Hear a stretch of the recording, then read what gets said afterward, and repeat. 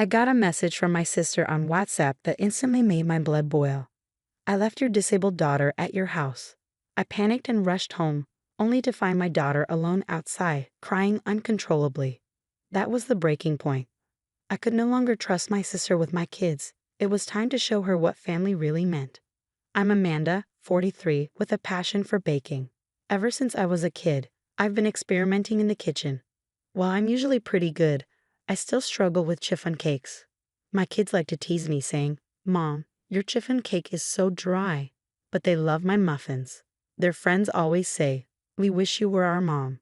My kids might smirk, but those moments make family life feel whole, or so I thought.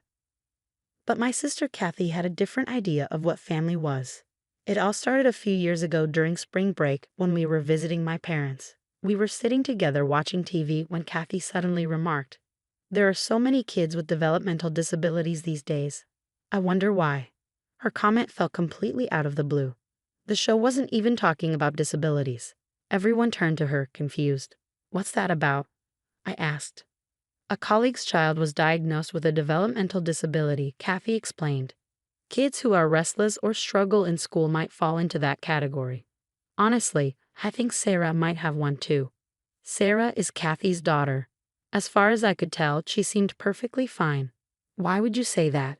I asked, keeping my calm. "Well, compared to Ken, she's not as bright. Her language skills are behind, and it's like she has a poor memory," Kathy went on. My husband Mike, my mom, and I exchanged uncomfortable looks. Nothing about Sarah seemed off, but Kathy was fixated. "You don't understand, Amanda," Kathy said, her voice edged with frustration. "I've been researching developmental disabilities. I know what I'm talking about." At the time, we figured Kathy would go see a doctor about it. But by the summer, her attitude changed. I was right. Sarah does have a developmental disability, Kathy proudly declared at another family gathering, as if she discovered some groundbreaking truth. "Did you take her to a doctor?" Mom asked, genuinely concerned. "No need for that. I have proof," Kathy said with a smug grin. "Proof?" Mom frowned. "Stop acting like she's a criminal." Kathy pressed on. "Sarah starts school next year and still can't write the alphabet. She's in kindergarten." "That's totally normal," I responded. "Even my daughter struggles with some letters." "Well, that's because your daughter takes after you," Kathy retorted with a condescending smile. Tim, her husband, added, "Maybe your daughter has a developmental disability too, like mother, like daughter." I felt my blood pressure rising but tried to hold my temper. Kids develop at their own pace. "No need to rush," I said firmly. But Kathy wouldn't stop. "Ken could write the alphabet years ago," she argued, comparing Sarah to her older, brilliant son. "Ken is 3 years older," I countered. "You can't compare them." Tim scoffed. "From a medical perspective, Sarah clearly has a developmental disability." I stared at him bewildered. "Medical perspective? Tim, you're not a doctor." Kathy and Tim seemed convinced that Sarah had a problem just because she didn't measure up to Ken's extraordinary standards. It wasn't just frustrating, it was heartbreaking.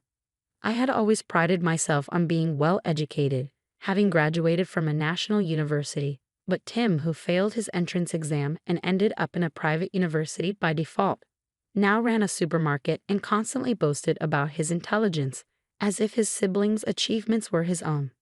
Later, Mike suggested, maybe Sarah should see a professional for an evaluation.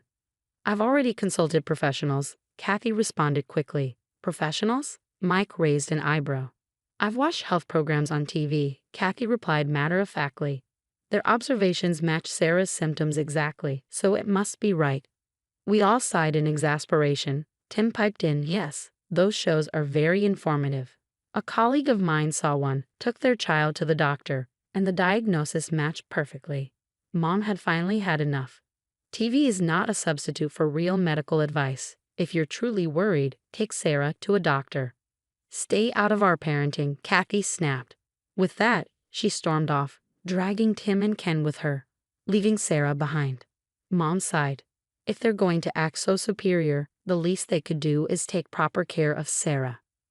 Meanwhile, Sarah was happily playing with my daughter, though I noticed her smile flicker for a moment, replaced by a brief look of sadness. She must have realized her family had abandoned her. That broken smile shattered my heart. Sarah didn't deserve to carry the weight of our adult failures. I was more sure than ever that Sarah didn't have a developmental disability. She was simply a victim of neglect and favoritism. Later, Kathy and Tim returned home, in high spirits with shopping bags in hand. Mom's face darkened. "Do you often leave Sarah behind when you go out shopping?" Mom asked. "It's just leaving her at home. What's the problem?" Kathy shrugged, uninterested. "The problem is you never leave Ken behind. Why treat Sarah differently?"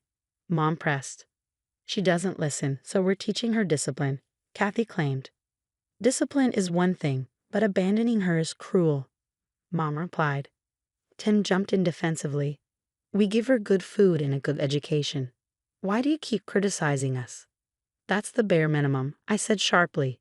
"You act like you're doing her a favor." "This is a family matter. Stay out of it, Amanda," Tim snapped. "Sarah is my family too," I shot back.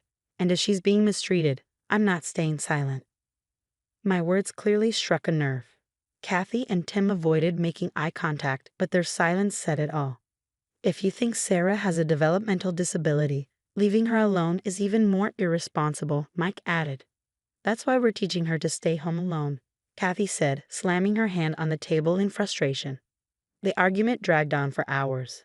Eventually, Kathy and Tim cut their visit short, leaving early. Their favoritism toward Ken was painfully clear.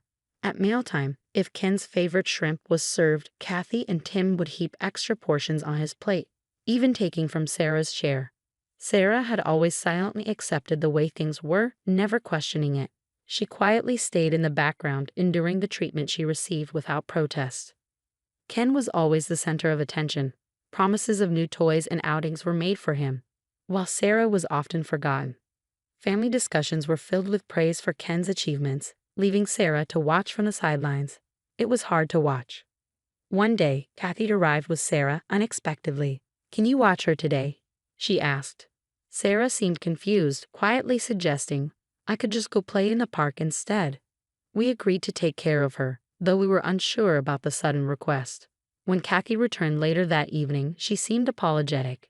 "Thanks for looking after Sarah," she said. "Why the last-minute request?" I asked, surprised. "Oh, Ken had some friends over. Their mothers are doctors and lawyers. It would have been awkward with Sarah around," Kathy explained. I was taken aback. "You're ashamed of your own daughter?" "She just doesn't fit in with them. What can I do?" Kathy replied nonchalantly, brushing it off as a joke. "That's no excuse," I said firmly. "She's your daughter, disability or not. You should support her, not criticize her." Kathy's smile faded. "You've only raised one child." "Don't lecture me," she snapped, grabbing Sarah by the arm and leaving. This behavior became a frequent occurrence. Kathy and Tim would leave Sarah with us for extended periods while they took Ken on exciting trips. They would return late without offering any apologies, acting as though nothing had happened. It only fueled my determination to step in. Sarah deserved better. One day, my frustration boiled over, and I confronted them. "I told you to call before showing up, didn't I?" "Oh, don't be so picky," Kathy dismissed me. "We're just here to pick her up, aren't we?" "That's not the point," I retorted. "You can't just drop her off without any notice." "What's gotten into you? Always so cranky. Is it menopause?" Kathy mocked, causing Tim to laugh. I clenched my fists, enraged. "You need to rethink how you're raising your children." "We are, which is why Ken is involved in so many activities, unlike your daughter who doesn't do anything," Kathy replied. "We respect our daughter's wishes," I answered. "She didn't want to join those activities." "Well, we respect Ken's wishes too, don't we, Ken?" Kathy asked, turning to him. Ken gave a half-hearted nod, his forced smile betraying his discomfort. "See," Kathy said smugly, "even Ken agrees." I sighed, exhausted. "Fine, just take Sarah and go." Kathy grabbed Sarah's arm, dragging her to the car. Tim said nothing as he started the engine, and I was left feeling defeated. The next day, while I was shopping, I received a text from Kathy. "Hey Amanda, you love Sarah, right?" Confused, I replied, "Of course she's my niece." "Why?" "Great. Consider her your daughter now. I left her at your doorstep. Hurry, she might be crying alone." I froze, reading the message again in shock. I tried calling Kathy, but her phone was off. Panic set in. I dropped everything and rushed home. When I arrived, my heart broke.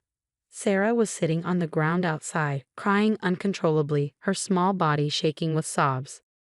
Sarah, I rushed to her, pulling her into a tight hug. She clung to me, her tears soaking my shoulder. It's okay, sweetheart. I'm here. The truth was clear. Kathy had abandoned her. My calls to Kathy and Tim went unanswered. They had intentionally cut off contact. Through her sobs, Sarah whispered, "Auntie, I didn't want to be left like that." I held her close, my anger toward Kathy and Tim building. In that moment, I made a promise to Sarah. I would protect her, no matter what. A week later, my husband, mother-in-law, and I went to Kathy's house with legal papers to formalize Sarah's adoption. We were ready. Sarah was going to be our daughter. To our surprise, Kathy and Tim didn't put up much resistance. Less of a burden for us, Kathy said dismissively, signing the papers. Her lack of remorse stung, but I held my tongue. All that mattered was Sarah's well-being. 3 months later, Kathy showed up at our door, demanding Sarah back. She's a genius. She won an art contest. Her paintings even displayed at the bank. We didn't even know she liked to draw. I couldn't help but laugh bitterly. Of course, you didn't know. You never paid attention to her. I submitted her artwork myself. Her press school has been encouraging you to nurture her talents for years. But you ignored them. Kathy's face turned red with embarrassment. Well, it doesn't matter. Just give her back. I shook my head. It's not that simple. The adoption is final. Sarah is our daughter now. But if she wants to go back to you, I won't stop her. She'll choose me, Kathy said smugly. I called Sarah into the room. When she saw Kathy, she hesitated before clinging to me. Mama, she whispered, a name she had started calling me as well as Auntie. Kathy reached for her, but Ken stepped protectively in front of his mother. Ken, what are you doing here? Don't you have lessons? Kathy snapped. Ken's voice quivered as he replied, I don't want to go to lessons anymore. I hate them. I hate everything you make me do. Kathy tried to scold him, but I stopped her. Don't you see? Your children don't want the things you're forcing on them. You've been so focused on appearances and success that you've forgotten about their happiness. Kathy stood silently, stunned. Just go home, I said firmly. You've lost the right to call yourself their mother. In the years that followed, our family grew stronger. Sarah, Ken, and our daughter formed an unbreakable bond. Ken moved in with my mother, and Sarah thrived in our home, pursuing her passion for art. Though there were challenges along the way, every step was worth it. Our home, filled with love, laughter, and the joy of watching the kids grow into their own unique selves, was a place of peace. Kathy and Tim, on the other hand, became more isolated, burdened by the consequences of their selfishness. Our lives may not have been perfect, but they were filled with the one thing that truly mattered: family. Thanks for watching, see you in the next video, and stay amazed.